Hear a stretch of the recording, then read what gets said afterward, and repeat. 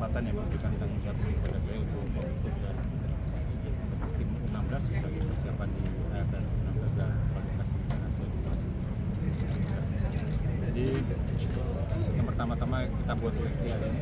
Ini kita buatnya sebagai tahap pertama. Di tahap pertama kita melakukan 3 gelombang dan setiap gelombang kita dengan 30 pemain. Total di tahap pertama ini kita ada sekitar 100 orang. Jadi ini sumbernya dari Liga Piala Sulawesi, tim EPA yang tidak lolos di 8 besar. Maksud dari rekomendasi pelatih-pelatih dan dari akademi dan SSB yang pelatih-pelatih yang memberikan rekomendasi. Tapi ini semua di luar dari pemain-pemain yang tim EPA-nya lolos di 8 besar karena mereka bermainnya waktunya bersamaan dan dia masih dalam babak 8 besar dan semifinalnya di tanggal 3 termasuk finalnya di tanggal 7. Jadi saya minta mereka bisa fokus dulu di kompetisi EPA, setelah itu baru kita akan coba nanti tahap kedua.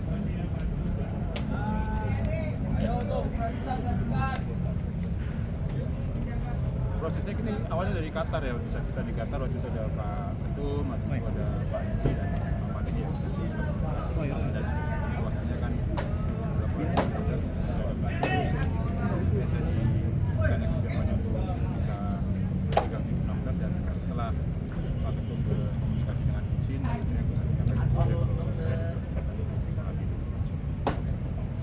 sampai kapannya saya masih belum tahu karena masih bisa kapan tetap, tetapi fokus saya adalah di AFF sama di kualifikasi. Yes. Kalau saat ini situasi masih sama, jadi untuk pertandingan kualifikasi kita lawan Vietnam 2 kali sama Piala Asia U23 di Qatar, saya masih akan bersama dengan Kusin. Setelah itu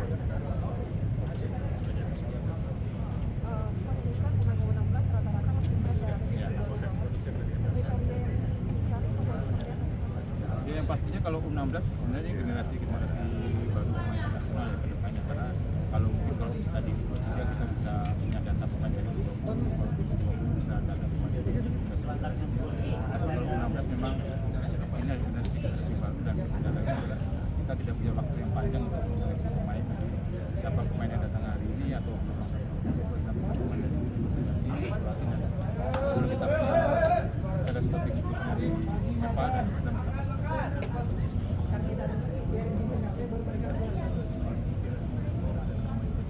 ya.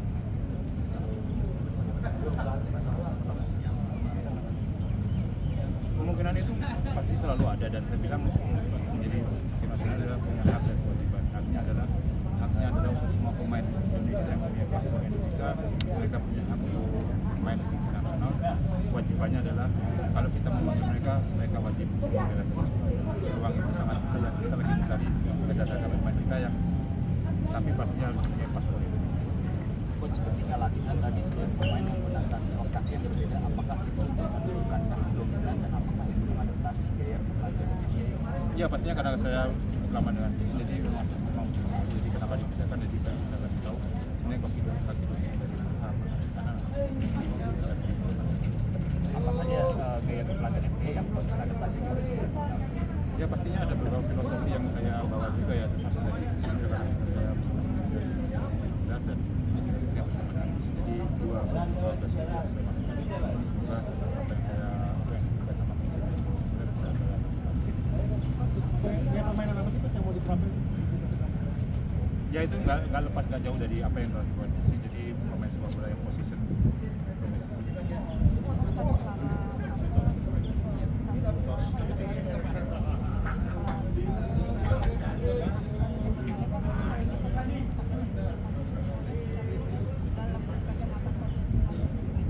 Ya harapannya karena memang mereka rata-rata kan bermain di SSB di akademi, jadi saya lihat mereka masih bermain dengan sepak bola dengan gayanya yang di SSB.